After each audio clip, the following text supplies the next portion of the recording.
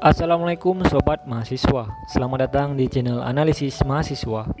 Di video kali ini, kita akan membahas tentang sejarah KRI Nanggala 402 dan pertama kalinya tiba di Indonesia. Sebelum lanjut, jangan lupa like video ini, komen, dan berlangganan channel ini.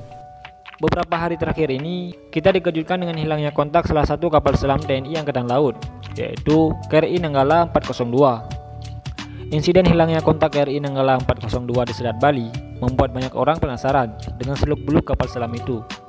Bukan apa alasan, mengingat kapal selam buatan Jerman tersebut kini telah berusia lebih dari 40 tahun.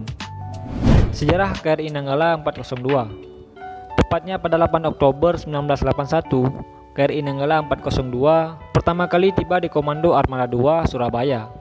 Kemudian diresmikan langsung oleh Menhakam saat itu, Jenderal TNI M. Yusuf, di Dermaga Mudara Ujung Surabaya pada 21 Oktober 1981, sehingga menjadi kapal buatan Jerman kedua yang dimiliki TNI AL, setelah lebih dulu mendatangkan KRI Cakra 401 pada 4 Juli 1981. Sebagai kapal dengan tipe 209, KRI Cakra 401 dan KRI Nanggala 402 menjadi tambahan armada kapal selam Indonesia yang sebelumnya dipasok dari Rusia, yakni kapal selam kelas Whiskey. Dalam buku Kapal Selam Indonesia, Indroyono Susilo menyebut kedua kapal yang dibuat di HDW Kiel, Jerman pada 1978 hingga 1979 tersebut telah mengalami perombakan sistem pengendali dan penyesuaian terhadap wilayah perairan tropis Indonesia. Dengan demikian, lebih cocok berlayar di Laut Nusantara dibanding kapal selam generasi sebelumnya yang diresmikan Presiden Soekarno pada 12 September 1959. Keunggulan yang dimiliki kapal ini antara lain dalam hal rancang bangun, penempatan peluncur torpedo, dan jumlah baling-baling kapal.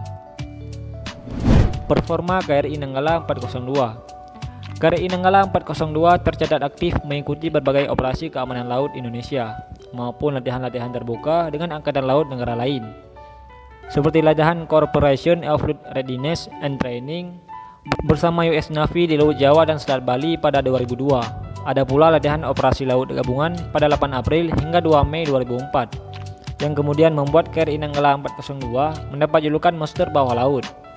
Kala itu, KRI Nanggala 402 berhasil menenggelamkan KRI Rakata yang dijadikan sebagai sasaran tembak dalam latihan. Selain itu, pada Mei 2005, KRI Nanggala 402 dioperasikan di perairan Karangunarang, Nunukan, Kalimantan Utara untuk mengantisipasi konflik perebutan Blok Ambalat. Sebab sebelumnya, yakni pada 8 April 2005, KRI Tidang Naga 819 menyerempet kapal di Raja Rencong dari Malaysia di perairan Karangunarang. KRI Tidang Naga 819 menyerempet kapal di Raja Rencong dari Malaysia di perairan Karangunarang. Tindakan tersebut terpaksa diambil karena KRI Rencong telah melakukan manuver yang membahayakan pembangunan mercusuar di Karangunarang.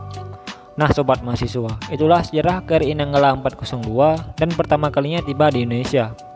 Cukup sekian untuk video kali ini. Apabila ada kesalahan dalam penyebutan dan pengucapan, mohon dimaafkan. Jangan lupa like video ini, komen, dan berlangganan channel ini.